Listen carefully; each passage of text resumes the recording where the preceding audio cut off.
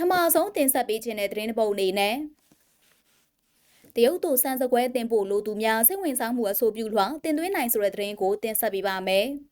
တရုတ်နိုင်ငံသို့စံစကွဲတင်ပို့လိုသောကုမ္ပဏီများအနေနဲ့စိတ်ဝင်စားမှုအဆိုပြုလွှာတင်ပြချရန်စိုက်ပျိုးရေးမွေးမြူရေးနှင့်ဆည်မြောင်းဝန်ကြီးဌာနစိုက်ပျိုးရေးဦးစီးဌာနကဖိတ်ခေါ်ထားပါသည်။မြန်မာနိုင်ငံနှင့်တရုတ်ပြည်သူ့သမ္မတနိုင်ငံနိုင်ငံချုပ်ဆိုထားသောအပင်ကျန်းမာရေးဆိုင်ရာလိုအပ်ချက်သဘောတူစာချုပ်အရ